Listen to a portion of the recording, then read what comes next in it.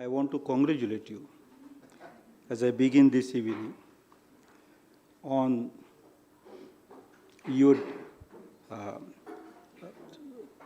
I want to congratulate you this evening because there won't be a fourth lecture tomorrow. But since you've chosen to be here and suffer this 1 hour, I am helpless, and therefore I shall present before you some of my fragmentary thoughts. We discuss 3 language hegemonies, beginning with the idea of what hegemony is, going back to 2026 when this young Italian Antonin Gramsci was arrested. And in his prison notebooks, he wrote that hegemony is not just domination, but is domination in a multicultural society, forcing that society to give up its multiculturalism and adopt the cultural ways of the power that dominates. I thought I should remind myself of that term and its meaning and the context in which we're discussing. I presented to you many moments from this long history of Sanskrit, which arrived here 1400 years before, that is 3400 years before our time, and stayed on for about 2500 years without the benefit of paper. Then Persian, which had the benefit of paper, which came in, and how Indians, Hindus included, accepted that as a language of civilization, a language of a new Asian vision of the world, with the desire of belonging to what was described as the Persian system as against the Ottoman Empire, and created an Indo-Persian cultural milieu, almost a different universe, a new universe. In the process, giving our languages thousands and thousands of words. Then we came to the English language. But the interest in Sanskrit,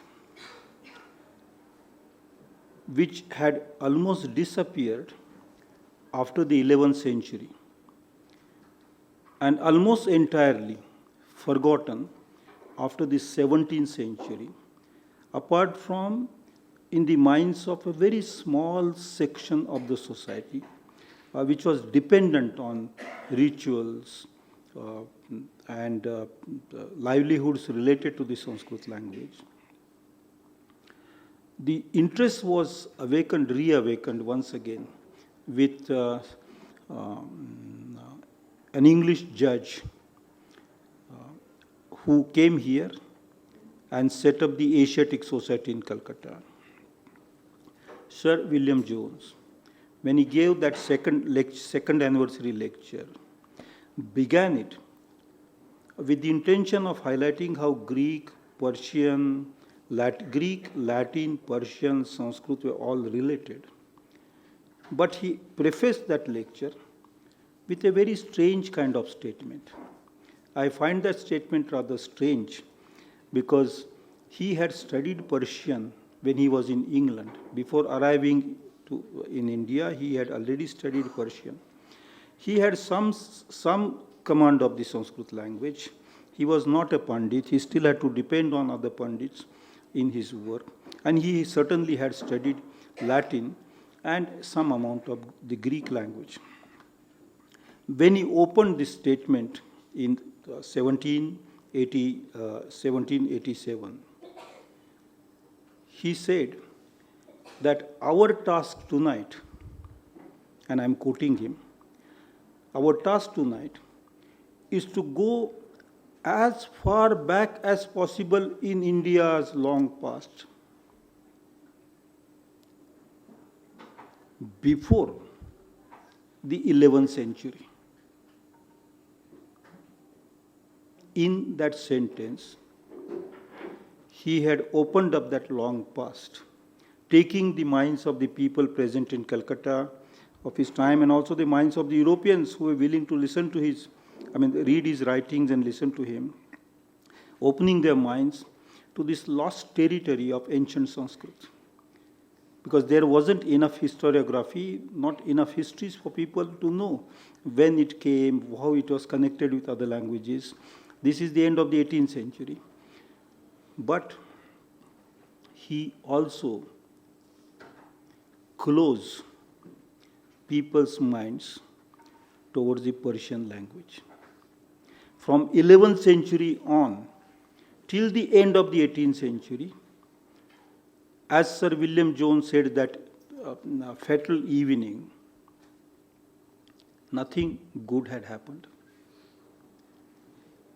There was glory in the past, but these several centuries, 8 centuries, was a period of decline.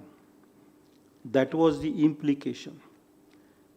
He knew Persian, and he certainly knew Rumi, and he knew, at least he might have heard, he had possibly heard about the Sufi poets, and he certainly would have heard of the intimate relationship between the Italian rulers of Florence and the Mughal rulers of Delhi, and how intimately, culturally, they were connected. All of you know, and if you do not, you need to know, that the design of the windows in the Taj Mahal is straight from Florence, and design of several buildings in Florence is straight from Agra. The Medicis and the Mughals, they were intimately culturally related. India had opened up to Asia, and this medieval Asia was not a closed Asia. It had contacts with Europe. Before Renaissance began there, and after Renaissance set in, there were cultural contacts. Of course, Indians had not been traveling all the way to Europe because there were linguistic difficulties. But they certainly, their ideas were traveling all the way to Europe. And some of the European ideas, at least in Western Europe, at least the Italian and the Greek ideas were all the way coming to India. That particular door was shut by Sir William Jones. A great new pride emerged in India about the past of the Sanskrit language and how wonderfully well connected it was with Greek, and which it was, absolutely no doubt, because they all come from the same language family. In fact, all these 3 hegemonies that I'm speaking of, Sanskrit, Persian, and English, their mother is ultimately the same common mother which was traveling in hordes in Eurasian steppes 5,000 years or 6,000 years before our time. The British had recently gained power in India. The Battle of Plassey had been fought, and the British soldiers had established their military superiority over soldiers who helped Indian princes. Of course, that tussle continued almost to the first 30 years of the 18th century, 19th century. But at the end of the 18th century, a British scholar saying something which immensely pleased the Pandits in Calcutta, and Calcutta in those days was intimately related with Banaras and Uttar Pradesh. So in the heartland of India, great joy emerged. But in the hearts of Indians who were reared on Persian culture, perhaps there was an element of doubt. That doubt thickened all through the 19th century. The British consciously promoted an idea and it is only an idea, a notion.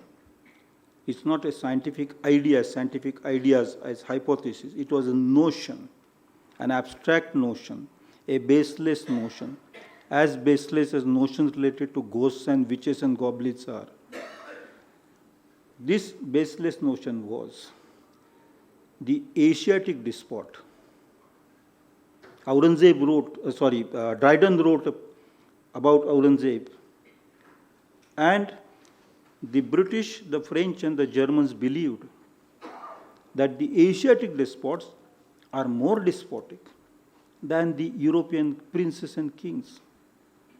In fact, the Mary's Queen of Scots getting into some tower and getting killed was no different from somebody from the Mughal dynasty getting into Agra's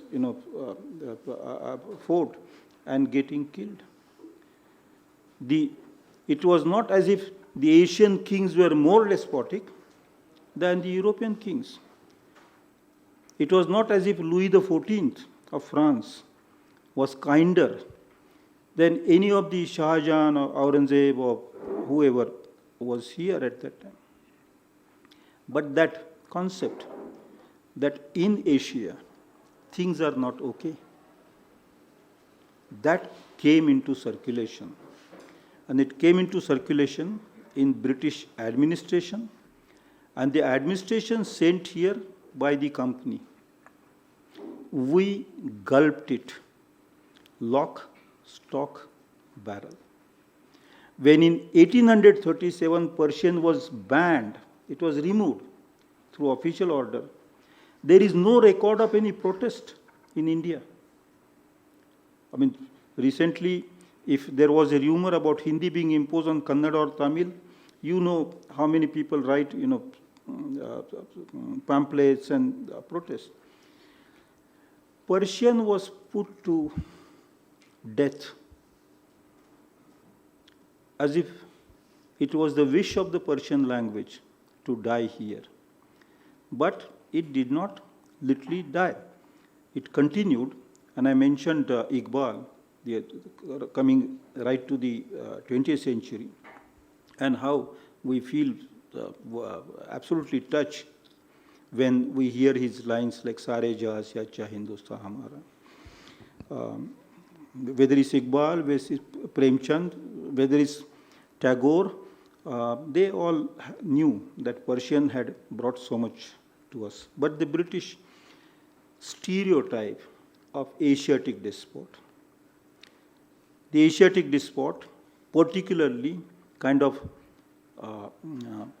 encased in the Persianate system, found currency in the minds of our people. Why was this stereotype created? Was it an epistemological failure? Was it because the British had no sense, they were not good observers? That's not the case.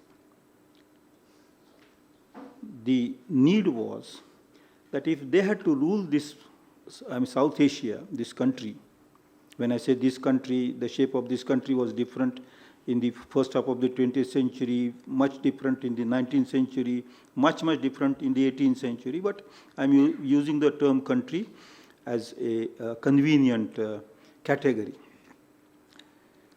If they had to rule this country, they had to have a justification.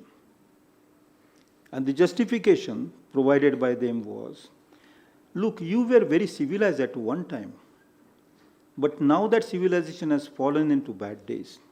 And therefore we have come here to re-civilize you.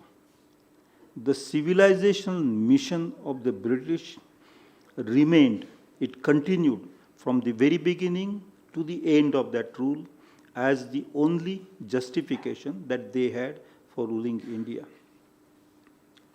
In that process, Persian and the medieval India got demonized. In that package existed a Kabir, a Mira, a Tukaram, a Basweshwar, a Chaitanya, a Shankardev of Assam, saint poets of Rajasthan, saint poets of Kashmir. In that package, was placed, the technological advances that medieval India had achieved during those centuries. For instance, in warfare, in this gunpowder and guns, construction, many in mathematics, in geometry.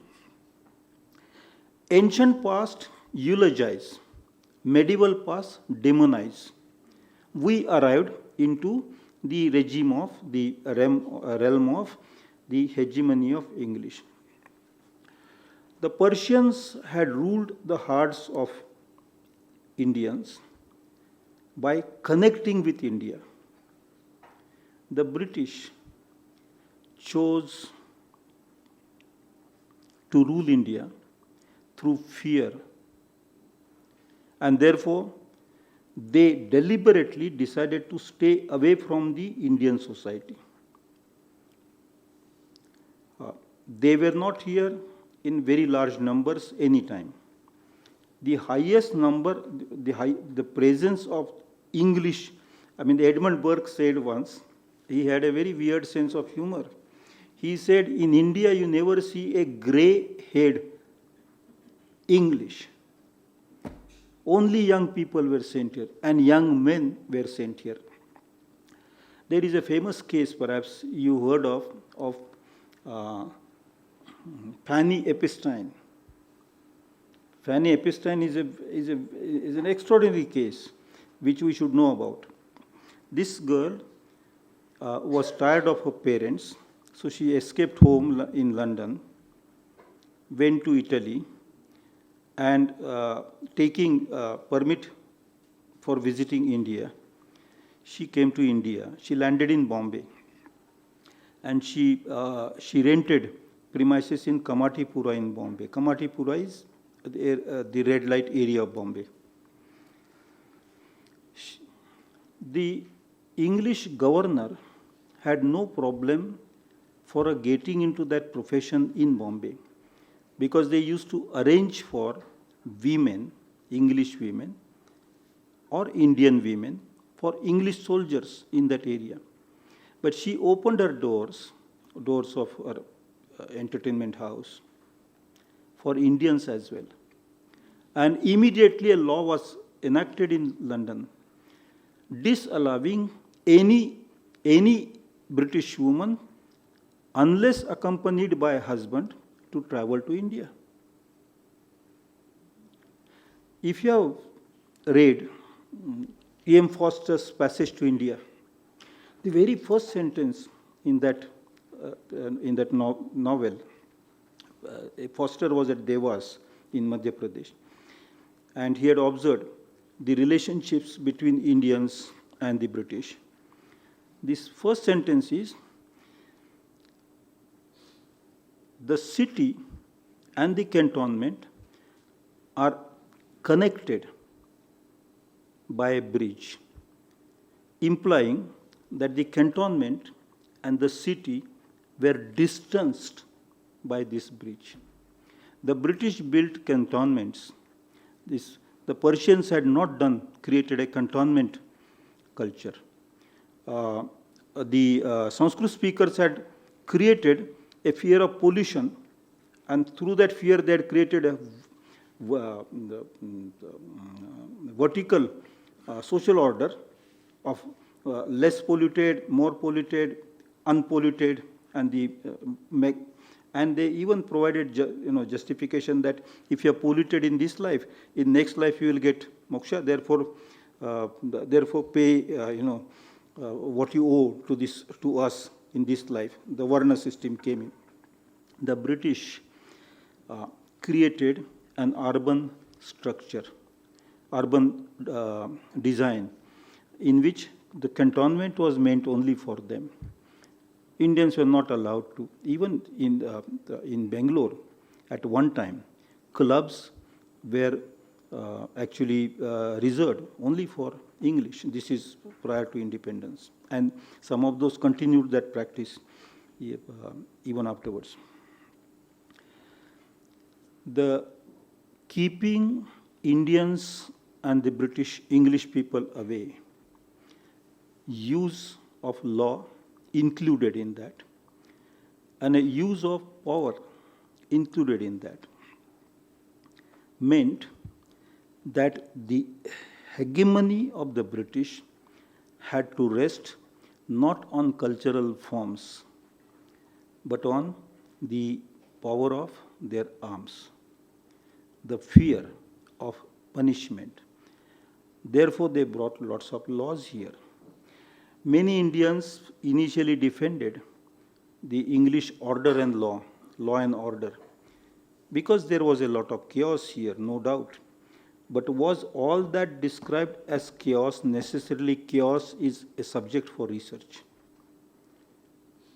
If you were to compare Tipu's administration and the British administration, and I'm consciously citing this case, there is an Englishman who lived in Bombay, who was a member of the Asiatic Society of Bombay, saying that Tipu's administration is far superior to ours.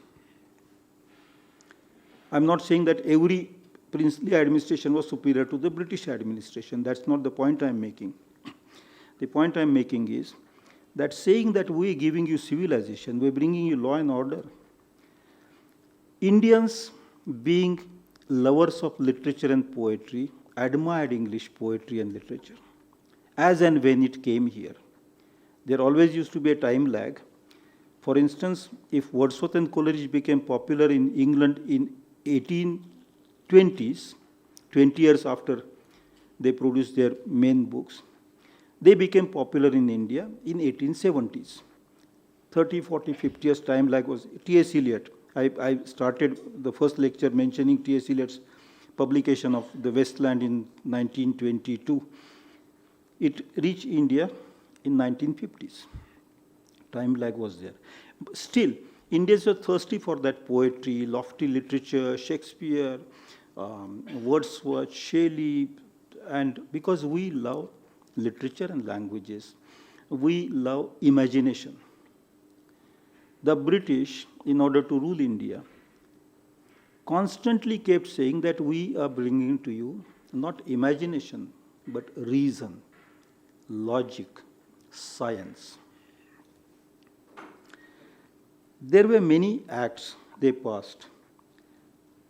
In the process, there were many acts they passed in order to curb the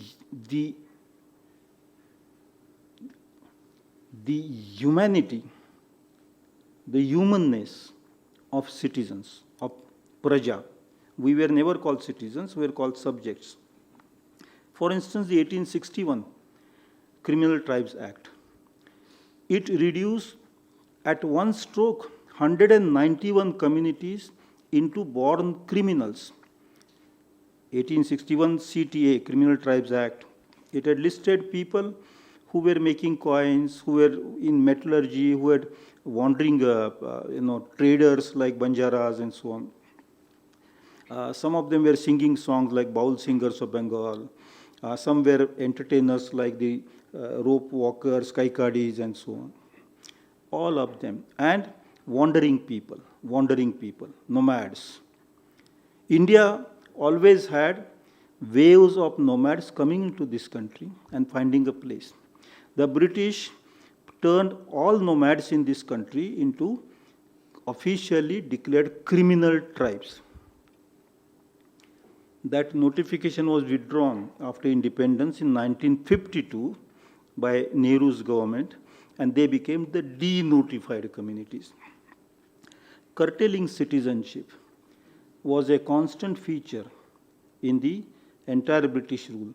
Even this, 1919, when the first discussion of Montagu, Chelmsford, Morley Minto, discussion began as to if we should, the British had shaped as exit policy from all the colonies after the First World War, the idea that they would initiate some democratic processes. And so elections were introduced. But when elections were introduced in India, the right to vote in the 1919 provisions was extremely restrictive. Not everybody was allowed to vote. The hegemony of the English language was much different from the hegemony of the Sanskrit language. Much, much different than the hegemony of the Persian language. This hegemony brought into focus a crisis of belonging. It brought into focus the idea of who belongs to that kingdom or state or nation. Since I mentioned the term nation, let me add something. The term nation is initially understood in its Latin sense as people, nothing more. Nothing before, nothing after. Nation is people, a group of people, a stock of people. Slowly, this term changed its meaning, but it changed the meaning quite radically after the Treaty of Westphalia among European people, European kingdoms. In order to contain, in order to reduce their military expenditure, they had evolved this principle that if one people or one kingdom attacks another, then other kingdoms, other people will have the right to intervene. And that's where the term nation was used. If one nation interferes with affairs of another nation, then yet other nations can come there to bring about a compromise, solve the problem, increase understanding. So some kind of international community was imagined. At that time, European nations, as we understand them, were not nations. In fact, Germany and Italy became nations only in the 19th century, much, much after this Treaty of Westphalia. Italy had to wage a struggle in order to become an Italian nation. And Germany, which unfortunately became a monolingual nation. The term nation had found this new meaning among the colonizing nations. That term still was not used for the colonies of those nations. But the term nation came into greater circulation for the colonies of the European nations when the European nations were looking for exit strategies. Because it was not as if the colonies were going to give them perpetual profits. In many cases, they were like flies conquering a flypaper, getting stuck there and not being able to come out. And when the ground was becoming very sticky, they wanted to exit. That's when lots of democracies all around the world, in Africa, in Asia, in Latin America, belong to the period 1930 to 1960 or 70, when the colonizing nations exited, because they wanted to live a kind of good feel that, okay, this power has given us democracy. Our people who were unhappy with the British rule were able to perceive that the idea of nation is of great importance for us to define the way we want to define it. Our freedom struggle is described very appropriately as the national freedom struggle. It is not described as national freedom struggle to indicate that that was not a regional struggle. That is not the sense. It was a freedom struggle which was defining what kind of nation we should be. Mahatma Gandhi, in 1931, in the Karachi resolution, this is exactly a year after the old man had walked from Sabarmati to Dandi. That was in March and April. And a year later, Karachi resolution was drafted by him, every word was written by him. And that says, when we become free, our nation will have space for each one of us. No community will be left behind. It will not be a nation where there is any vertical distribution of the society. That everybody will have access to that nation will belong to everybody. And in fact, that is the idea which appears subsequently in our statement of fundamental rights and directive principles, some of the directive principles, word for word. A nation which is ours, where each one is a citizen, equal citizen. And the Constitution, when it came about, declared all of us as equal citizens. However, in the background was lurking the fraudulent idea, or call it a ghost, left behind by Sir William Jones in demonizing the medieval India and eulogizing ancient India. I refer to that discussion in the Constituent Assembly where somebody was asking for Sanskrit being made the national language. Sanskrit was a great language. There is no problem with the language as such, but the kind of society that it created was a problem society. I mean, in every hegemony, what rules by itself might look very wonderful, but what it produces could be most destructive. Lurking behind was this idea that we need to restore, revive, bring back that ancient glory which mesmerized even Western scholars. That speech by the member of the Constituent Assembly, which I did not read fully for want of time, actually says that the Western scholars have praised us for that, not because of who we are now. That speech also said that the West is waiting for the wisdom of India to guide it because the West is confused. And you must have heard this line of, so many times. Very typical, very, make-believe kind of. It kind of deludes us into thinking of a myth. Ancient India had wonderful things, but the course of time, the course of our history, the course of what our own people did in the past ensured that those ideas change and new ideas come in the place.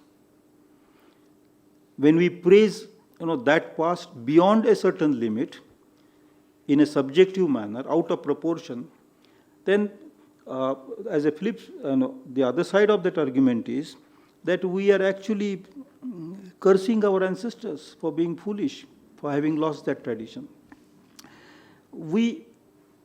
Many of us do not look at India as an evolving place, Indian society as an ever-evolving place. We somehow try to bind it in silos as a great glorious period, then comes a decline.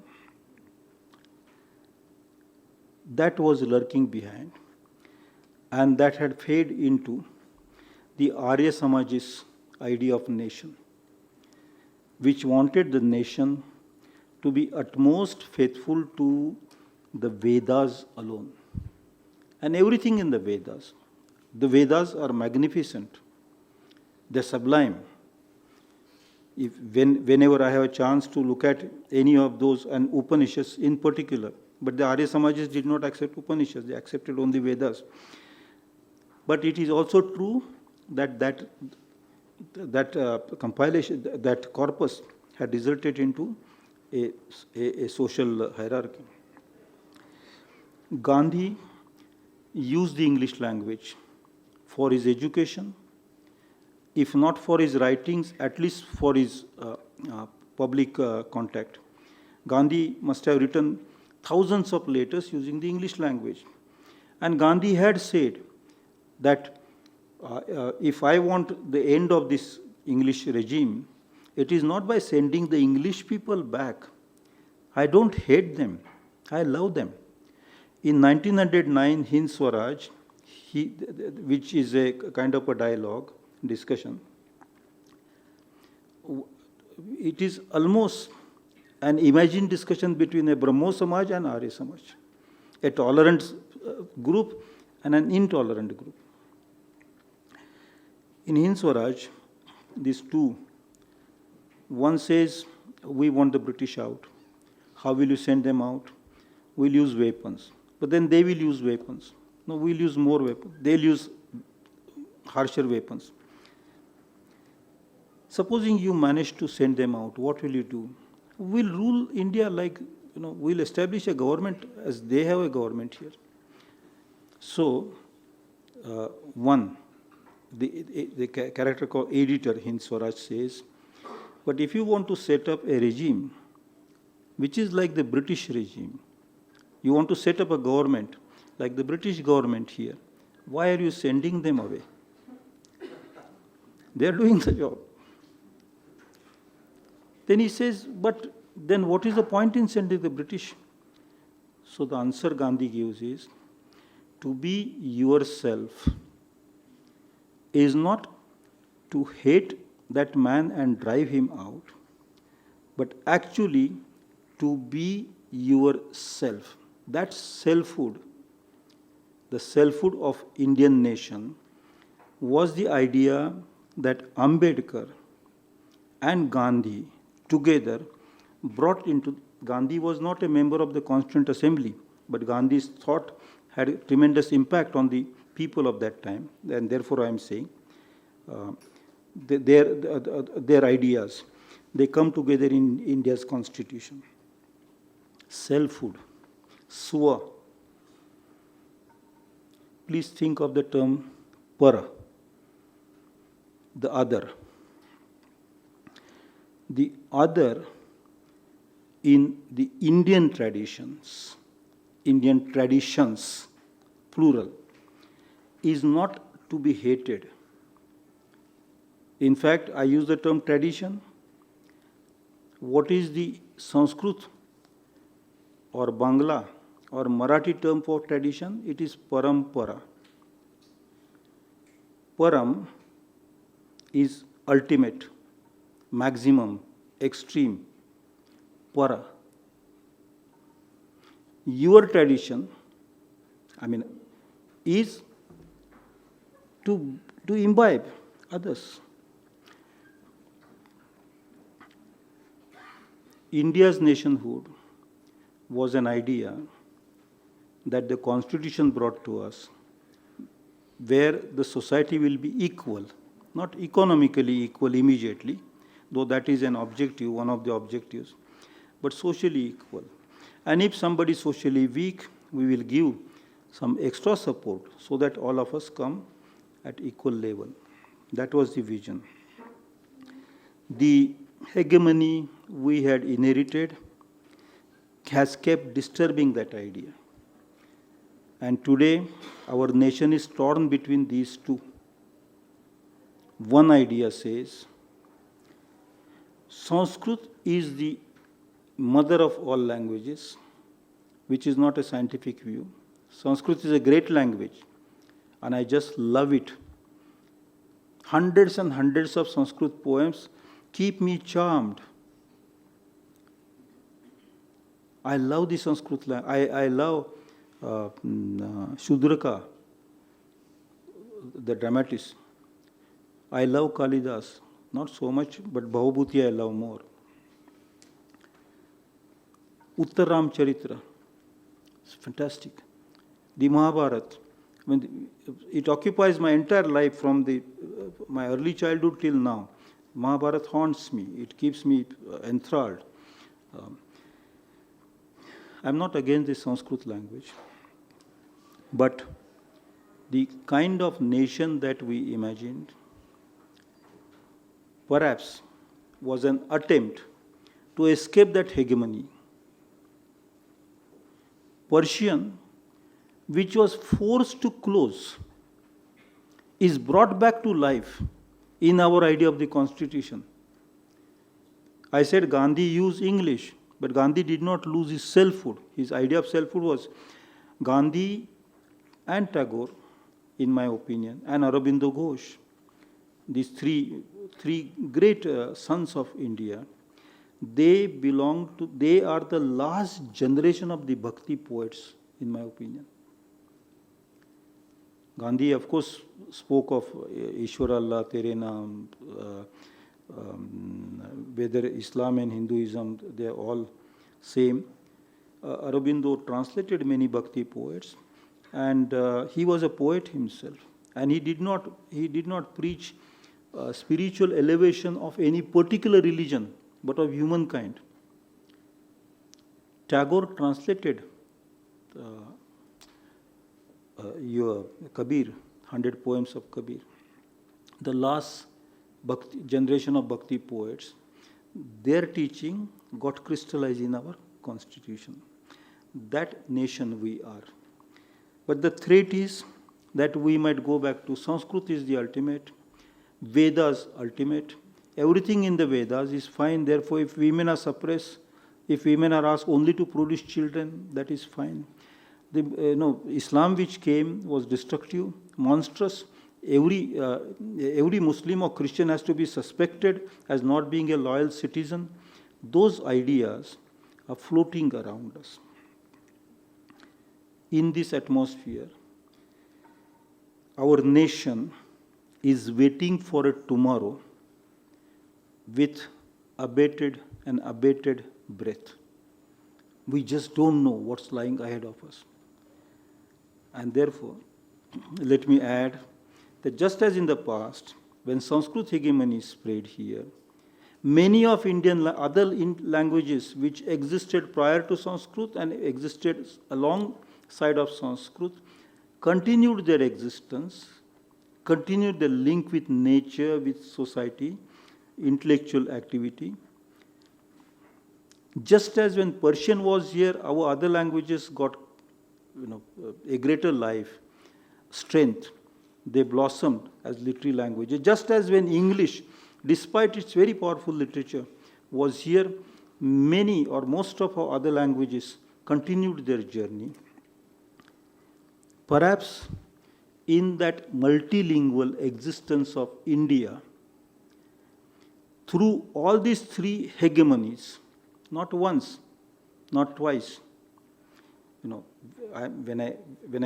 I'm going to say thrice, but as I was about to say it, I suddenly remember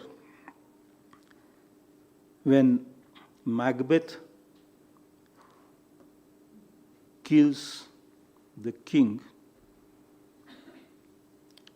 and then he is speaking to his wife.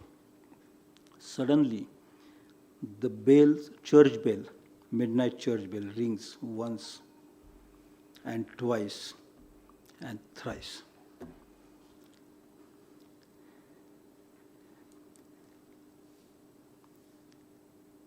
Three attempts at murders of our selfhood, we survived. Now we are facing the fourth one.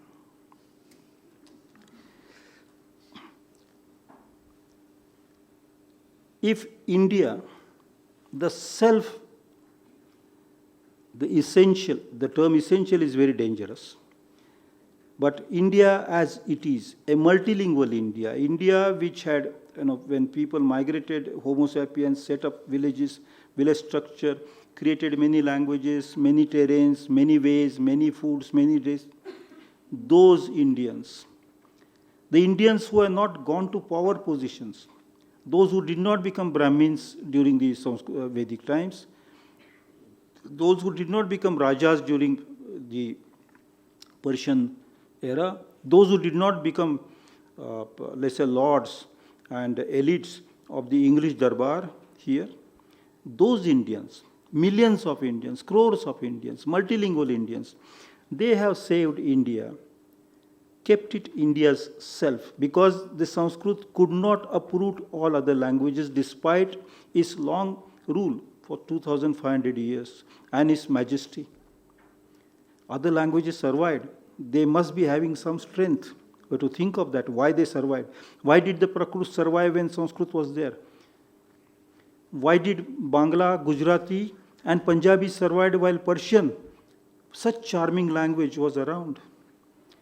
So it is those linguistic communities, those linguistic nations, to use that term in the original Latin sense, together.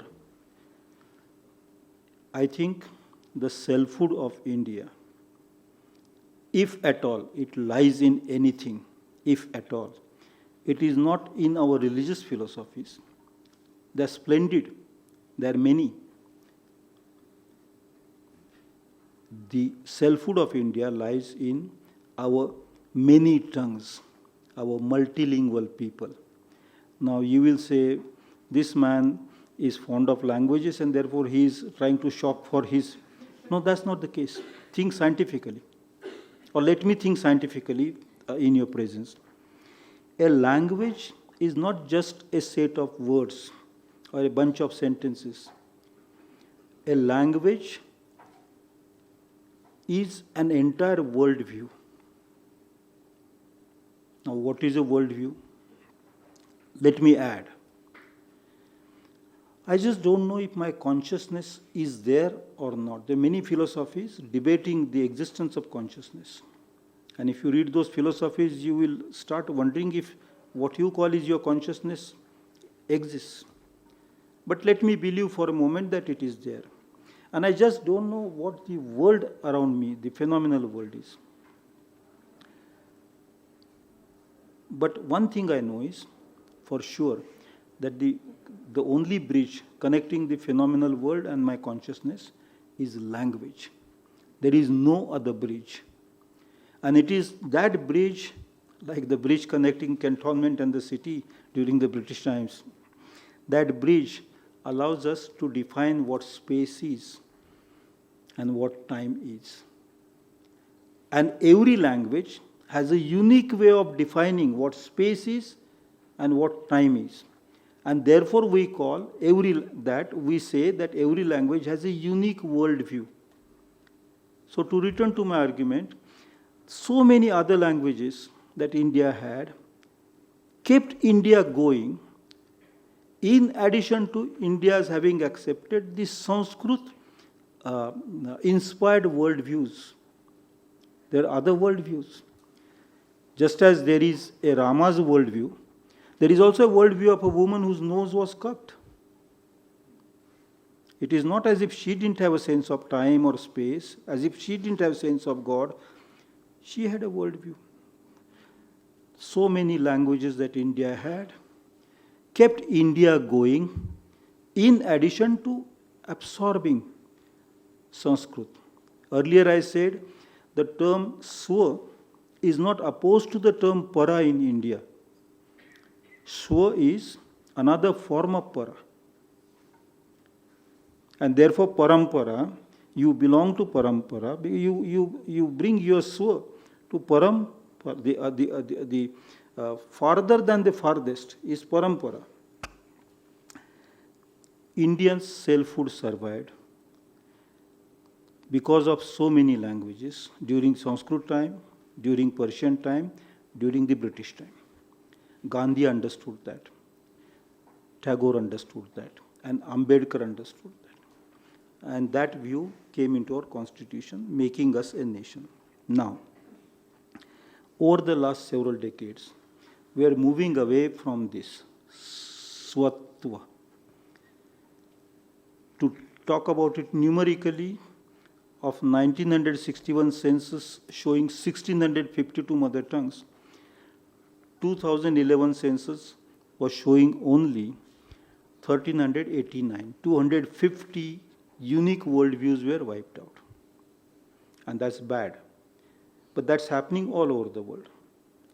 But there is also, in addition to that natural depletion of languages, two other forces trying to deplete our languages, deplete our tongues, deplete our worldviews, and thereby controlling our minds. One force is a nationalistic force, which speaks in the name of nation without knowing what nation is. Our nation is a multilingual nation. We, the people of India, that is Bharat, is a union of India, that is Bharat, is a union of states, and these states are linguistic states, wiping out languages, imposing Hindi on the rest of India. And if that happens, it may happen. I cannot stop it. You cannot stop it. It may happen. But if it happens, and all other languages disappear, then India will be left as a poorer, much, much poorer self of it in future. Another hegemony will emerge. And in that, the forces that can oppose hegemony will have disappeared, which helped us in the past to fight 3 hegemonies. We won't have any recourse to those strengths that we have inherited. The second hegemony, which is coming, I mean, this is of course one that we need to fight. And I hope that the governments will not force Indians to speak only one language in the name of unity. I hope the governments will recognize that nations, that is people, survive not only through unity, but through dignity. Dignity, that is recognition of every language. The other thing that may happen is that a new universe is being created. And that universe is not like our universe, but it is like the Greek idea of universe. The Greek idea was that for many, this is a notebook, diary. In this world there are many diaries, but there is another world in which there is only the idea of diary. That was called the world of ideas, or the ideal world. That was the Greek imagination. A similar new universe is being created, where everything, every object, every action, every event, every assembly, every organization, every political party, every government, every nation will have a virtual existence. That universe is called metaverse, and its short form is meta. When you use your mobile phone, often you get this meta. That meta is that other metaverse in which we are all getting sucked up. That metaverse, supposing I die tomorrow, but my voice will remain recorded and my photographs. In the metaverse, somebody can put my voice and my photographs together and create a me who can answer your emails 10 years or 100 years from now. So I may have gone, but me in the metaverse will remain. That is not just making us deathless. That may be the temptation, because everybody loves eternity, immortality. That is temptation. But in the process, the physical universe as it is getting not just denied, but getting wiped out. In the metaverse, your language, my language, don't mean anything at all. Language is born by air. It works in the atmosphere of the earth. Outside the earth atmosphere, this kind of language has no existence, no substance, no rationale, no justification. In that other world, it will be only digits that can travel against the magnetic force, geomagnetic force, freely. If such a future comes, then our identities, our selfhood, our nations, and our humanity all will have gone. What we think is progress, technological power, technological progress, perhaps is a thing about which we need to think carefully once again. Collectively we need to think. I am about to conclude after saying just a couple of things. There are 2 paths ahead of us. When I say us, not people in this hall, but all species on the earth, not just Homo sapiens, not just human like others, not just the machines that think like humans. They are also they got now citizenship in countries like Saudi Arabia and even in India. Very soon, citizens in India can be either machine or human. That day is not very far. It is intelligent machine or unintelligent human. Both can be citizens. They call either homo deus if you are for it, or cyborg if you are against that. These are the terms being used. Now, two things. One is, you might have heard of Dyson shell. That is the idea of a mathematician who wanted to cover the earth with a shell and trap a lot of energy in such a way that we can travel 1 trillion times faster, and we won't have to do any work at all. No humans will have to do any work if that kind of energy is trapped. And tenders are floated in Canada and other places for construction of Dyson's shell. Many people think that that is possible, that non-stop progress, technological progress, and with the help of technology, human progress is possible. There's a very large number of such people who believe in that it is possible and it must be done. They're very cheerful. Blithe is the English term. Blithe means shamelessly cheerful about it. That term is no longer in use in English, but it's about 17th century it ends. There is another idea of the future, and that is because humans have brought about a termination of so many species, life on the earth might disappear. Homo sapiens obviously will go with that.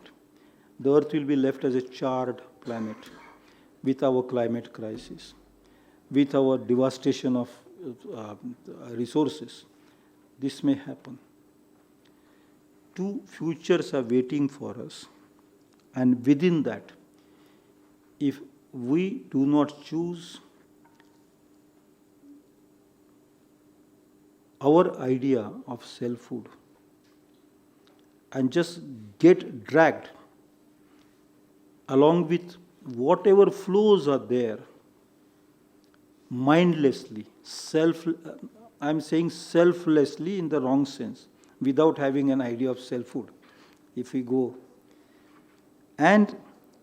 Or alternately, if we just rest on the cushion of the myth, sleep peacefully with the cushion under your head, the myth that we were so wonderful, that tomorrow morning we shall become the Vishwaguru.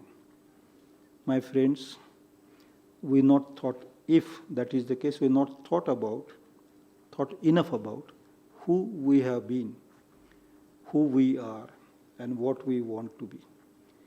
What we have been is multilingual Indians. What we are is people who have still saved languages, and what we shall be, people with ability to express, so that the consciousness, which is human consciousness, humanitarian consciousness, connects with nature. Thank you so much.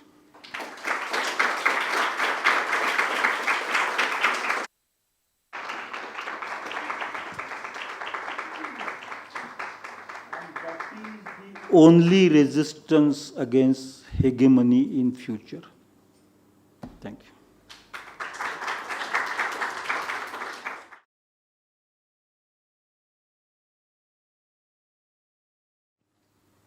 So I was wondering about Judeo-Christian modernity and how that undergirds perhaps Sanskrit diplomacy, and if you could perhaps, if it does, say a few words about it. I was wondering about the structures of Judeo-Christian modernity, if at all they undergird Sanskrit diplomacy, if you could say a few words about that. Yeah, the appeal, the attraction for modernity was one of the reasons why Indians of 19th century wanted to have a truck with the British rule here. many of us believed that Judeo-Christian modernity idea might work well in India. But slowly, as time passed, and we saw how things like what was called rationality resulted into destructive wars. There were questions appearing. In fact, the sense of the term modernity itself changed. Modernism came to mean questioning, doubts, uncertainties. I mean, the modernist movement in literature, arts, or cinema, painting, all about doubts, uncertainties, and in a very stark version of that would be the French existentialism. We just don't know what the tomorrow will be. We just don't know. This plague has come. Whether it will go or not, we just have to be around. Existence and consciousness became problematic in that version of modernity. Whether it was Judeo-Christian or whether it was technology-driven modernity, that's another question. My own understanding is religions are a realm of mental exercise which is alien to the idea of flow of time. They are timeless in the wrong sense as well as in the right sense. They are like a work of beauty. I mean, your Mona Lisa, your Taj Mahal. Of course, Taj Mahal can be broken one day. I hope not. I hope Mona Lisa is not attacked. Religions take our consciousness to a noble, sublime level. What William James, Henry James's brother, called the oceanic feeling. I mean, not nausea. No, that was Sartre's versions. Oceanic feeling, which is where we just don't think of space or time. And therefore, languages silence people.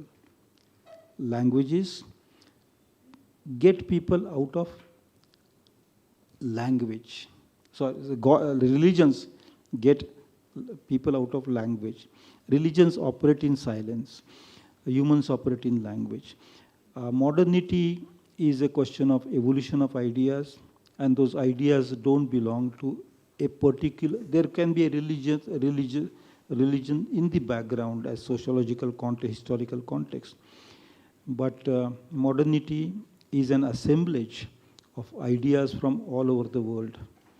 And ultimately, as A.K. Ramanujan said once, that what I find in Chicago Anthropology School actually grew up in some Mysore back lane. Thank you. And India's getting very proud of 000 is not a great idea. Shunya.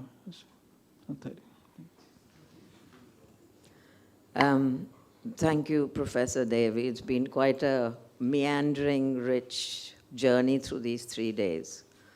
And you've somehow brought us to a place of, I think, very deep questioning. And my question to you is, given your long experience of watching this country and knowing about its deep roots, what's it going to take for us to find that selfhood, or to resurrect a selfhood, or to defend a selfhood that's going to take us forward in the, the diversity, the multilingual nations, what we want for each of us with that dignity? I would love to hear what you have to say. Thank you. Difficult question, and therefore easy to answer. Taraji, I was born in 1950, the year in which the Supreme Court of India was born, and the Constitution was adopted and became, India became a republic. Constitution was adopted in 49, 2 months earlier, but India became a republic. And therefore, I feel responsible for both the Indian Republic and the Supreme Court. While I have not been inside the Supreme Court, and I know India quite well because I traveled in every state and every district for my tribal and language work. But there are two answers to your difficult question. One is a wise answer, and the other is a foolish answer. Now, the foolish answer is I'm actually writing in the form of a book on democracy in India, which may appear next year if books are allowed to appear till next year. Because many journalists were gagged recently. You can't mention a particular name. You have to use some other name, like you have to use Bottle. No, Bottle owns airports. Bottle owns something like that, so that you are not under the scanner of the court. I will give the foolish answer because it will be wordy. It will have long paragraphs and 250 printed pages. It will be that analysis will be foolish analysis. But the wise answer I have. What it takes was your question. It takes courage. If each one of us is courageous to say what we want to say, then the worst hegemony in the world can be shattered in no time. And not through the use of violence, but non-violently. I mean, this old man who picked up a pinch full of salt had the courage to say what. I think that's the only and perennially workable solution for any situation. Courage, nirbhayata, and to say what we want to say without offending or insulting or belittling anybody else. I do not believe in demonization of the other. Thank you.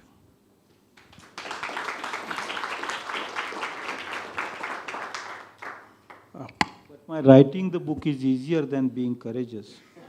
And therefore, the foolish answers are parading in the society. The wise answer has taken a back seat. And this wise answer we see in some village, some small child, some tribal, maybe even some MP who is ready to be arrested. It can come from anywhere, but it does come. It does come. Thank you. Thank you, Professor Devi. You have answered this question in this last particular question and in your conversation also, but I wanted to put a little bit of a context, right, and be a little specific. Now, can linguistic diversity survive the onslaught of capitalism, for example? The current nationalistic force leverages this capitalistic force, and this kind of an economic power hasn't existed, or a globalized society has never existed in human society. Now, that's where that question, now AI, like you said, what happens is that it takes the knowledge, it can show you the script, but the knowledge and the script are two different things, right? So how do you go against, and capitalism has a monolithic tendency. It prefers monolithic entities, institutions, etc. So how do you propose going against capitalism? John Keynes, Keane, John Keane, has done a history of democracy. And that has a complete answer to your question. Do read that. I mean, it's a fantastic book. Many Indians need to read that. He says that the evolution of democracy is along the lines of language. I was quite stunned when I read that. And he is convincingly, he's not talking of this language or that language, but he's talking of how the nature of the medium changes. And the nature of the, say, writing, oral to writing, to communication in small circles. Then you have this device, suddenly the nature of democracy change. He begins with Syrian assemblies. So, almost 1500 years before Christ. He goes that long back, in history. Capitalism and language, actually, they are parallel. They are both currencies. Words have no meaning unless you and I agree that some sound will have a meaning. If both of us decide that this particular sound doesn't have meaning, that sound has no meaning at all. Money is a similar currency, is agreed, whether shells or coins or notes.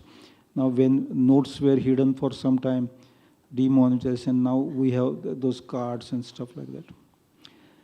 But capitalism is not only currency, it is hoarding. Hoarding. In an unjustified manner, in an exploitative manner. When there is exploitation, there is a response to it, which requires language to defy it. And therefore, the more capitalism increases, the more people would want to use language. This will sound strange, but people will fall back on language. They will invent. It may not be language the way we understand. It may be different set of signs, symbolic signs.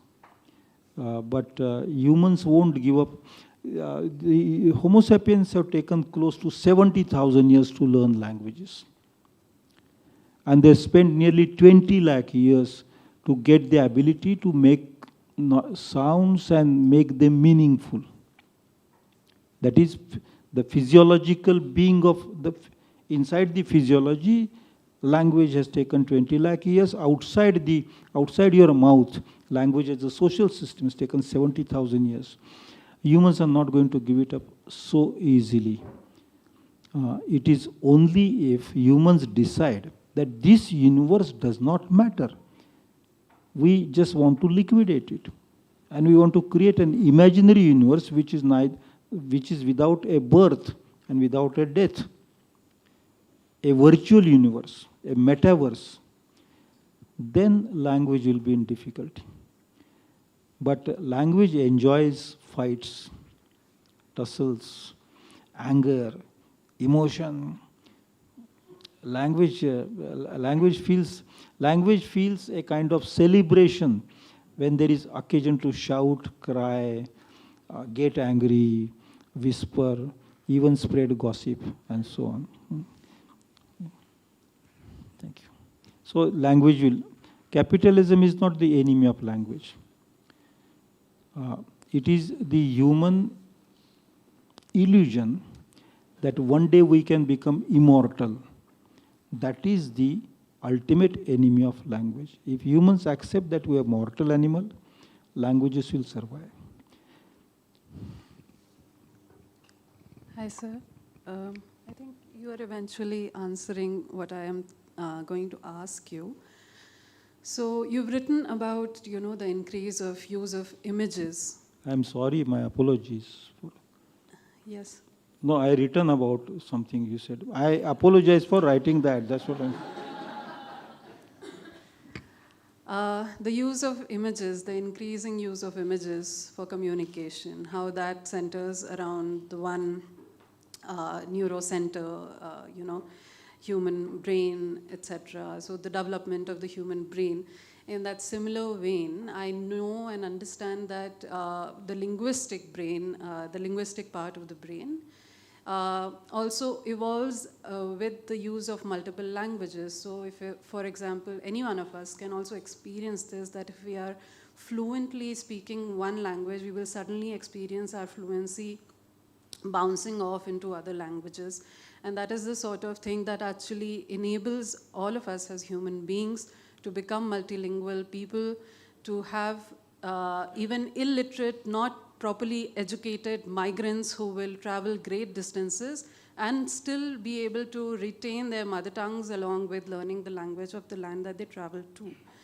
So in that sense of a human migration, a human ability, and perhaps even disability, of not being able to grasp, languages and change of technology, images being the main mode of communication, to the idea of populism, politics, and ideologies that have to be disseminated into large masses.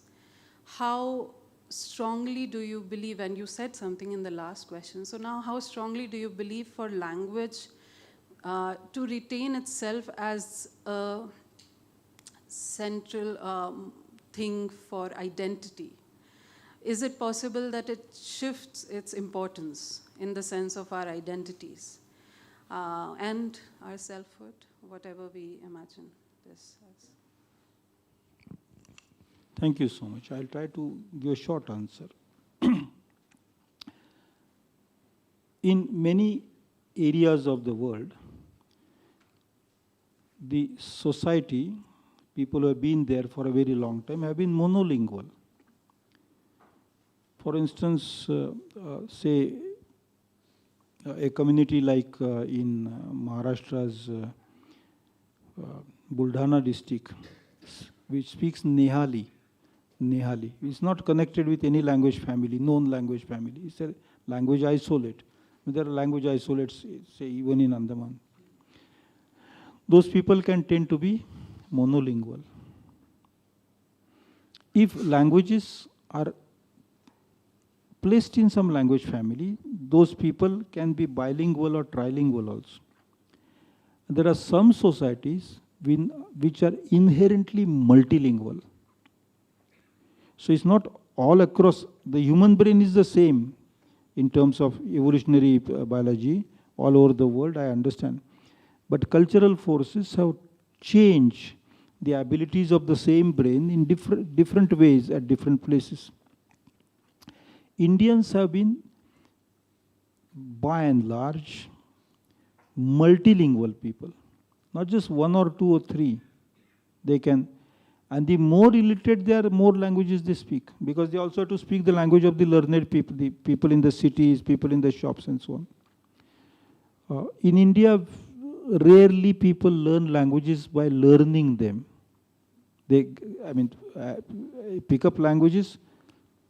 As one of my Adivasi friend was, I had asked this question to an Adivasi friend about 30 years back. Ram Go had come to my Adivasi Academy and we were having a conversation. I said, how did you pick up this Gujarati and Hindi? He said, automatically. That is in a fourth language. I was shocked. I didn't expect him to say automatically, but here, we are automatic multilinguals. Our identity has been that. Now, in the brain, of course, memory storage, memory processing, and memory retrieval happens if it is linguistic memory through one part of the brain.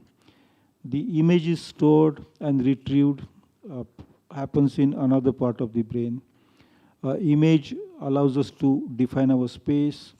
Memory allows us to define our time. And the two coming together, the worldview.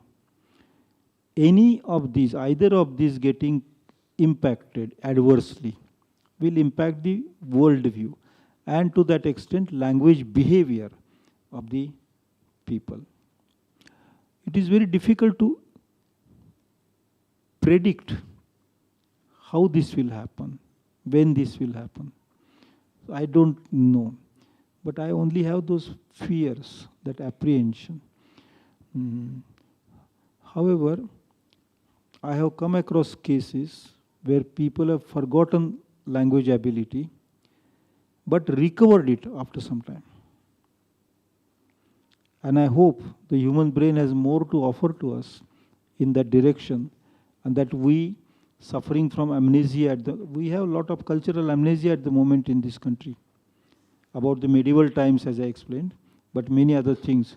We have cultural amnesia about the freedom fight in this country.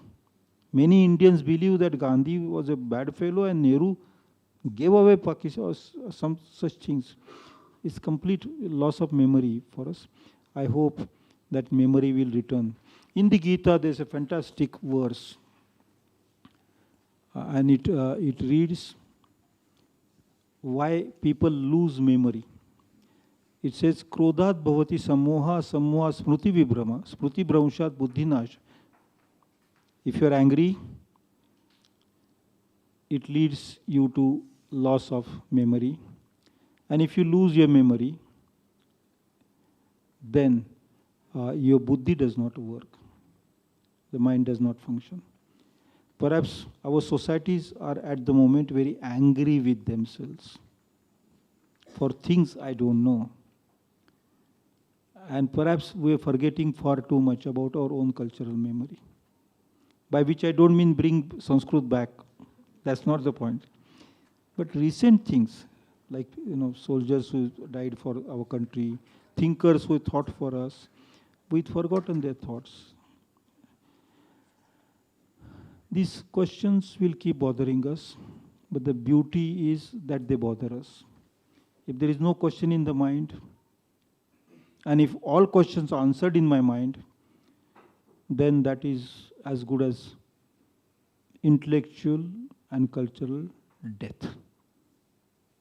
Thank you.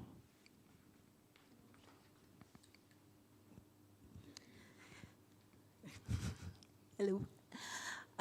So I had a question. So I was really struck by the fact that you pointed to the fact that paper came at a certain time and the role that it played.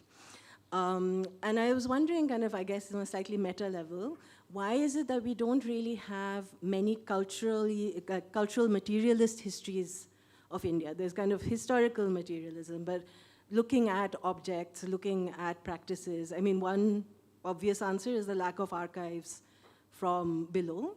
But, and I will also accept that this is only in English. I'm sure in Indian languages there might be. But if you could maybe say a little bit about that. Thank you. We should have more histories of India in terms of jadus we had. Like, we should have history of India in terms of pickles we made. Because making pickle is a great philosophical understanding of what time does to us. Somebody should write. We should have histories in terms of, let's say, how we build gutters, for instance. What kind of nail cutters we had in the past. And history is, I'm not suggesting that as an MPhil project.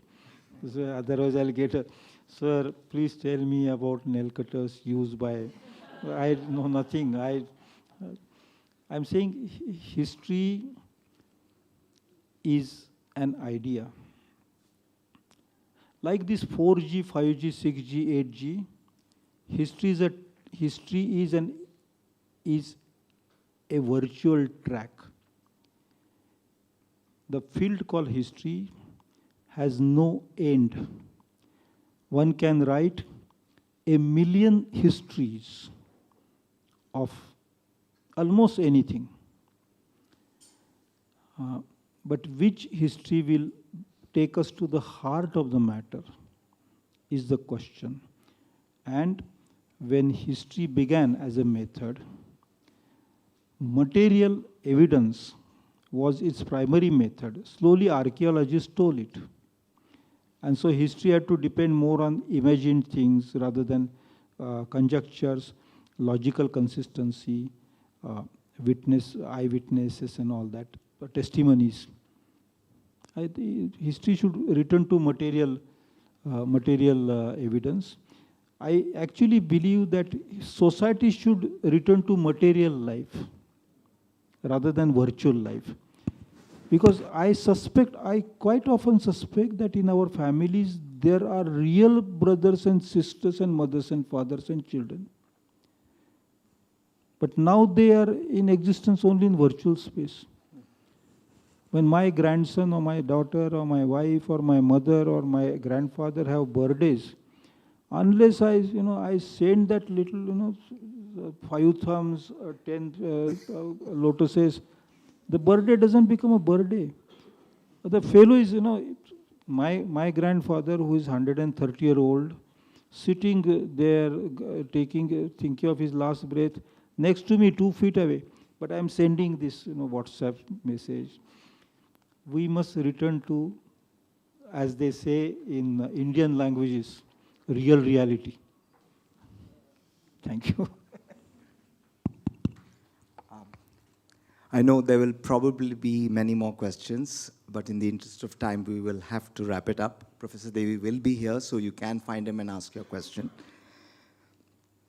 Professor Devi is a man of many, many talents, but one I am particularly envious of is his ability to still effortlessly make his wife Surekha laugh. He's a rare kind of scholar, someone on whom his scholarship sits easily. With a twinkle in his eye, a joke, and some magical story that he'll narrate, he would have told you something incredibly important. But we know you for who you are, a profound truth hiding in plain sight. Professor Devi also is a rare kind of scholar because he has courage. Something in short supply today. We are very, very thankful to you for coming here for these 3 days, and to Surekha for coming with you. We know what energy she brings to you. But more importantly, for reminding us that language is not just a tool. It is, in the end, a source of magic. I would also like to thank Mr. Ravichandar for convincing Professor Devi to come here, and perhaps one of you can then convince him to come out of retirement. Thank you so much, Professor Devi. It was a wonderful lecture series. Thank you all. Good night.